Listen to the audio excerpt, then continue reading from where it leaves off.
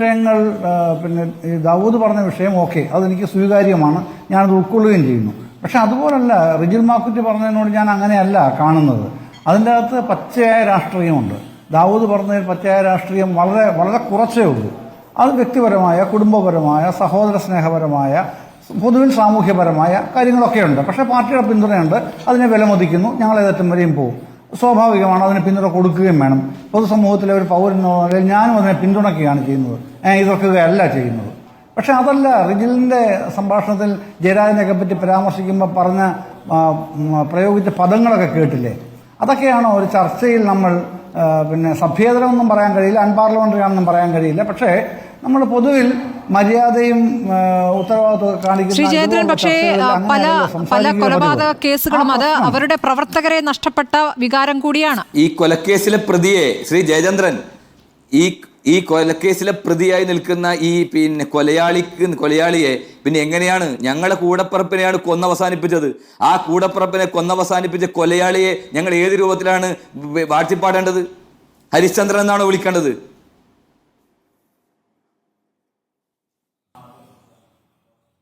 അത് എനിക്ക് ഇതേ നിലവാരത്തിലും ഭാഷയിലൊന്നും പറയാൻ അറിയാൻ വയ്യാത്ത ആളല്ല എന്ന് ദയവായി മനസ്സിലാക്കൂ. പക്ഷെ ഞാനങ്ങനെ പറയില്ല, ഒരിക്കലും പറയില്ല. കാര്യം നമ്മൾ ഉത്തരവാദിത്തോടെ പറയേണ്ട വർത്തമാനം അങ്ങനെയല്ലല്ലോ. പിന്നെ ഞാൻ വായിക്കൊള്ളുന്ന വാചകങ്ങൾ പറഞ്ഞാണ് ശീലം, അതുകൊണ്ട് ഞാൻ അങ്ങനെ പറയുന്നുള്ളൂ എന്ന് വിചാരിച്ചാൽ മതി. മറുപടി അറിയാൻ വയ്യായിട്ടൊന്നുമല്ല കേട്ടോ. കൊലയാളി എന്നൊക്കെ പറയാൻ താങ്കൾ ആരാണ്? താങ്കൾ ഇവിടെ ഈ ചർച്ചയിൽ നിന്ന് വിധിക്കാൻ എന്താണ് താങ്കൾക്കുള്ള യോഗ്യത? എന്താണ്? ന്യായാധിപൻ വല്ലതും ആണോ? അല്ലല്ലോ. ഒരാൾ കൊലയാളിയാണോ അല്ലയോ എന്ന് വിധിക്കുന്നത്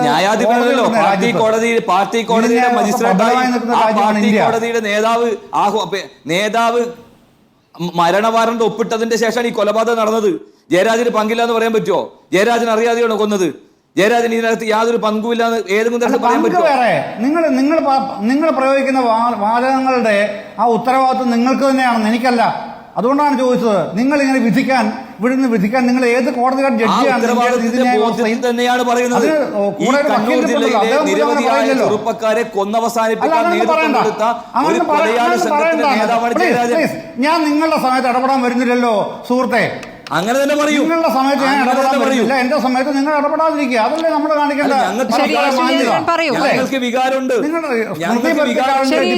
വന്നിരിക്കുന്നത് വികാര പ്രകടനത്തിലുള്ള വേദിയല്ലല്ലോ ഇത്. അല്ല, വികാര പ്രകടനത്തിലുള്ള അദ്ദേഹത്തിന് വികാരമുണ്ട്, എനിക്ക് വികാരമില്ലാത്ത വെറും മരമാണ് ഞാൻ, അല്ലേ? വെറും കല്ലാണ് ഞാൻ. അങ്ങനൊന്നും പറയാതിരിക്കും.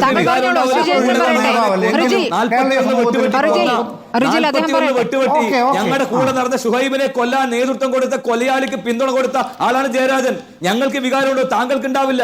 താങ്കളുടെ കൂടെ പറയാൻ അവസരം കൊടുക്കൂ. തിരക്കൊന്നുമില്ല, എനിക്ക് തിരക്കില്ലെന്നേ. ഇനി അദ്ദേഹം പറയട്ടെ. എനിക്ക് മനസ്സിലായില്ല, ഞാൻ മനുഷ്യനല്ലല്ലോ, ഞാൻ വേറെ ഏതോ ലോകത്തുനിന്ന് ഇറക്കുമതി ചെയ്ത് അല്ല, ഞാൻ അന്യഗ്രഹ ജീവിയല്ലേ, ഒന്നും മനസ്സിലാവാതിരിക്കാനായിട്ട്. ഇങ്ങനെയൊക്കെയാണ് വർത്തമാനം പറയുന്നത്.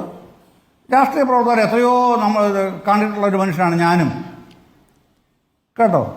നിങ്ങളെ മാത്രമായിട്ടൊന്നും രാഷ്ട്രീയ പ്രവർത്തനമായിട്ട് കാണുന്നത്. അതുകൊണ്ട് നമുക്ക് ഏതറ്റം വരെയും സഭ്യമായ ഭാഷയിൽ ഒരു കാര്യമുണ്ട്.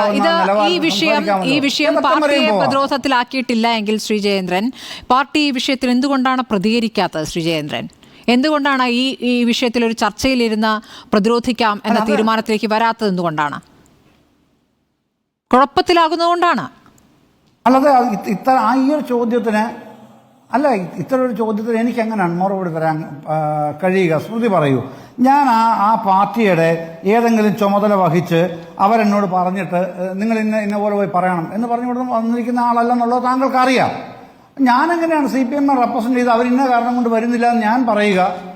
അതിൻ്റെ അകത്ത് എന്നെ സംബന്ധിച്ചോളം ഒരു തരത്തിലും മറുപടി പറയാൻ കഴിയുന്ന ഒരു ചോദ്യമേ അല്ല അത്. ശരി, ചർച്ച പോട്ടെ. എവിടെയെങ്കിലും പി ജയരാജന്റേതല്ലാത്ത പ്രതികരണം താങ്കൾ കണ്ടോ? അല്ല, ഞാൻ പറഞ്ഞില്ലേ, അത് ആ ചോദ്യം ഇത് പ്രസക്തമായ ചോദ്യമാണ്. ഇത് വേറെ എവിടെയെങ്കിലും ജയരാജന്റെ അല്ലാത്ത പ്രതികരണം കണ്ടോ എന്ന് ചോദിച്ചാൽ ഞാൻ കണ്ടിട്ടില്ല. ഞാൻ കാണാതെ എവിടെയെങ്കിലും പ്രതികരിച്ചിട്ടുണ്ടോ എന്ന് അറിയുകയില്ല. ഞാനും കണ്ടിട്ടില്ല. അദ്ദേഹം പറഞ്ഞിട്ടുള്ള അദ്ദേഹം CPM സ്റ്റേറ്റ് കമ്മിറ്റി മെമ്പർ ആണല്ലോ ഇപ്പോഴും. അല്ല, അതുകൊണ്ടാണ് ആ ചോദ്യം വന്നതും. അതുകൊണ്ടാണ് ഞാൻ ചോദിച്ചതും. ശ്രീ ജയേന്ദ്രൻ, അദ്ദേഹം സംസ്ഥാന കമ്മിറ്റി അംഗമാണ്. അതെ, അദ്ദേഹം പരസ്യമായ ഒരു പ്രതികരണം പരസ്യമായൊരു പ്രതികരണം ഈ കാര്യത്തിൽ നടത്തുമ്പോൾ ഏകപക്ഷീയവും വ്യക്തിപരമായ ഒരു നിലപാട് സ്വീകരിച്ച് ഒരു പോസ്റ്റ് ഇടാൻ കഴിയില്ലല്ലോ. അതിന് സ്വാഭാവികമായും പാർട്ടി അങ്ങനെയൊക്കെ പോസ്റ്റ് ഇടുന്ന ഒരാളാണ് ബന്ധപ്പെടുകയോ പി ജയരാജൻ സ്വന്തം നിലയ്ക്ക് തന്നെയാണ് പോസ്റ്റ് ഇടാറ് ഫേസ്ബുക്കിൽ. അല്ല അങ്ങനെ സ്മൃതി ഒരു കാര്യം മനു തോമസ് എന്ന് പറയുന്ന ഡിവൈഎഫ്ഐ ജില്ലാ സെക്രട്ടറി ഈ പി ജയരാജനെതിരെ ആരോപണം ഉന്നയിച്ച് മുമ്പോട്ട് പോയപ്പോ ഒരാൾ പോലും ന്യായീകരിക്കാനുണ്ടായിട്ടില്ല. ഒരാൾ പോലും ഒരാള് പോലും മകൻ ഉൾപ്പെടെ സ്വർണ്ണക്കള്ളക്കടത്തുകാരുടെ ഏജന്റാണെന്ന് പറഞ്ഞിട്ട് പോലും സംരക്ഷണ കവചം ശ്രീജയേന്ദ്രൻ കുറച്ചു നേരം കൂടിയേ ഉള്ളൂ. റിജിൽ ഒന്ന് കേൾക്കൂ. ശ്രീജയേന്ദ്രൻ പറയൂ. അല്ല പിന്നെ റിജിൽ, നിങ്ങൾക്ക് അദ്ദേഹത്തിന് മേൽ ചൊരിയാവുന്ന മുഴുവൻ അധിക്ഷേപങ്ങളും പിന്നെ ഉത്തരവാദിത്തോടെ പറയാനുള്ള അവകാശം നിങ്ങൾക്കുണ്ട്. അതൊന്നും നിഷേധിക്കാൻ ആർക്കും കഴിയില്ല, എനിക്കും കഴിയില്ല. പക്ഷേ അതൊക്കെ അതിൻ്റെ ലെവലിനൊക്കെ അപ്പുറത്തേക്ക് നിന്ന് പറയുമ്പോഴേ ഉള്ളൂ നമുക്കും ഒരു എന്താ പറയുന്നത്, അത് ഉൾക്കൊള്ളാൻ പറ്റാത്തൊരു സ്ഥിതി വരുന്നത് അതുകൊണ്ട് മാത്രമാണ്. ഇപ്പോൾ പിന്നെ ഞാൻ പറഞ്ഞില്ല, ദാവൂദ് പറഞ്ഞു, അദ്ദേഹത്തിൻ്റെ വ്യക്തിപരമായ അഭിപ്രായം പറഞ്ഞു. നമ്മളിവിടെ ചർച്ച ചെയ്ത പ്രശ്നം ഇതേ ഉള്ളൂ. ഞാൻ പിന്നെ അഡ്വക്കേറ്റ് ഷായോടും ചോദിച്ചത് അതുതന്നെയായിരുന്നു. ഇത് ഗൂഢാലോചനയാണ് ഇതിനകത്ത് പ്രസക്തമായ വിഷയം.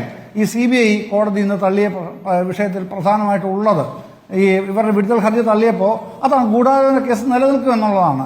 എന്ന് പറഞ്ഞാൽ താങ്കൾ വാദിക്കുന്ന താങ്കൾക്ക് ഭംഗിയായിട്ട് അറിയാവുന്നതുപോലെ താങ്കൾ കൈകാര്യം ചെയ്യുന്ന ആളാണ് 120B അട്രാക്ട് ചെയ്യുന്നു ഈ ഇഷ്യൂവിൽ. അപ്പോൾ അത് പിന്നെ കോടതി നടപടികളിലൂടെ തന്നെ വിചാരണയിൽ തീരുമാനിക്കാം പിന്നെ വിടുതൽ ഹർജിക്ക് അർഹതയുണ്ടോ ഇല്ലയോ എന്നുള്ളത്. ഇപ്പോൾ ഏതായാലും വിടുതൽ ഹർജി അതുകൊണ്ട് പരിഗണിക്കുന്നില്ല, തള്ളുന്നു.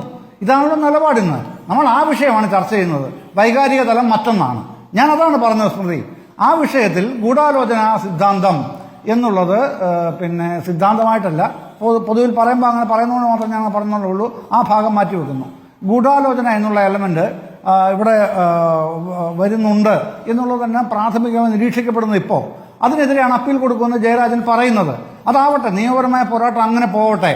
ആ പോരാട്ടം ദാവൂദ് പറഞ്ഞതുപോലെ ഹൈക്കോടതി കഴിഞ്ഞ് സുപ്രീം കോടതി പോകുമെങ്കിൽ അവിടെ ഞങ്ങൾ പോകും എന്നാണ് ദാവൂദ് പറയുന്നത്. ഓക്കെ, അതൊക്കെയുള്ള സ്വാതന്ത്ര്യ അവകാശമുള്ള രാജ്യമല്ലേ നമ്മുടേത്. പക്ഷെ ഇപ്പോൾ ഞാൻ പറഞ്ഞതാണ്, ഈ പിന്നെ ഗൂഢാലോചന എന്ന് പറയുന്നത് ഈ വിചാരണയിൽ തീരുമാനിക്കപ്പെടട്ടെ, ഇപ്പോൾ വിടുതൽ ഹർജി അനുവദിക്കുന്നില്ല. ഇതായിരുന്നു ഇന്നത്തെ ഡെവലപ്മെന്റ്. അതുകൊണ്ട് CPM-ന് ഭയങ്കരമായ പരിക്കാണെന്നോ ജയരാജൻ ഈ കേസിൽ അപ്പാടെ തോറ്റുപോയി എന്നുള്ള നിഗമനത്തിലേക്ക് എത്താൻ ഞാനില്ല എന്നേ ഞാൻ പറഞ്ഞുള്ളൂ. അങ്ങനെ പറയുന്നതിന് മറ്റുള്ള ആൾക്കാർക്ക് അങ്ങനെ പറയുന്നതിന് എനിക്ക് വിയോജിക്കാനൊന്നും കഴിയില്ല. പക്ഷേ എൻ്റെ നിലപാടതല്ല എന്നുള്ള കാര്യം മാത്രമേ ഞാൻ പറഞ്ഞുള്ളൂ സ്മൃതി. ശരി.